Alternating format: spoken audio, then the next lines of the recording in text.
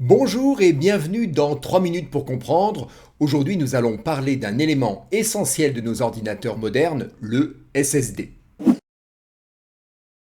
Derrière ces trois lettres se cache le terme Solid State Drive, ou en français, disque à état solide.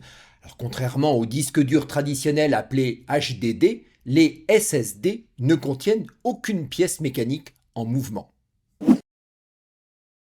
Un disque SSD stocke les données dans des puces de mémoire flash similaires à celles des clés USB ou des cartes mémoire.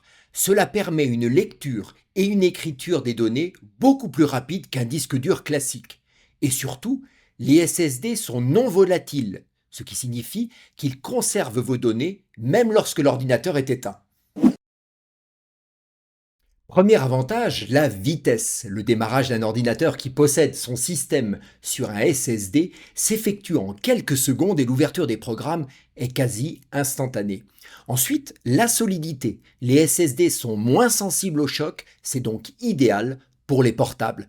Le silence également, car contrairement aux disques mécaniques, les SSD ne font aucun bruit. Enfin, et c'est très important de le noter, une faible consommation d'énergie, le SSD est très économe en termes d'énergie et prolonge l'autonomie des appareils portables. J'en vois deux de prime abord. En premier, le prix, car ils sont un peu plus chers par gigaoctet qu'un disque dur classique, mais cela reste très raisonnable, compté aux alentours de 80 € pour un SSD interne de 1 Tera de marque Crucial ou Samsung. Ensuite, deuxième inconvénient, la durée de vie. En effet, les SSD ont une durée de vie limitée par le nombre de fois qu'on peut écrire sur leur puce mémoire. Alors on appelle ça des cycles d'écriture. Mais pas de panique, aujourd'hui même les SSD d'entrée de gamme peuvent encaisser plusieurs centaines de téraoctets de données écrites.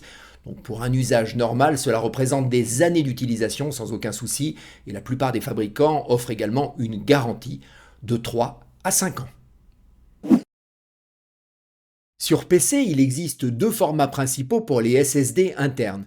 Le SSD 2,5 pouces qui ressemble à un petit boîtier, il se branche avec des câbles classiques et il peut facilement remplacer un ancien disque dur. Le SSD M2, lui, est plus petit, il est en forme de petite barrette et il se branche directement sur la carte mère. Il est souvent utilisé dans les ordinateurs récents et dans les portables modernes. Le SSD M2 est en général plus rapide, surtout avec l'interface avec un nom NVMe, mais il faut bien vérifier que votre ordinateur est compatible. Sur Mac, c'est un peu plus compliqué. Apple utilise souvent des formats spécifiques à la marque, donc on ne peut pas toujours remplacer le disque interne soi-même. Mais alors, bonne nouvelle, on peut très bien aussi ajouter un SSD externe qui lui va être connecté en USB. C'est très rapide aussi pour stocker ses fichiers et puis accélérer son ordinateur. Les SSD sont disponibles de 120 Go à plusieurs téraoctets, même si 120 a tendance à disparaître car il est un peu petit. Pour un usage courant, 250 ou 500 Go suffisent. Mais dès que vous avez des photos, des vidéos et que vous jouez, je vous recommande 1 téraoctet ou plus si vous pouvez. Si vous avez plusieurs disques et que vous ne pouvez installer qu'un seul SSD, utilisez-le pour le système d'exploitation, appelé le disque de boot. Cela permet un démarrage ultra rapide de votre ordinateur et une expérience beaucoup plus fluide au quotidien. Pour des performances optimales, associer un SSD à une bonne quantité de RAM est idéal.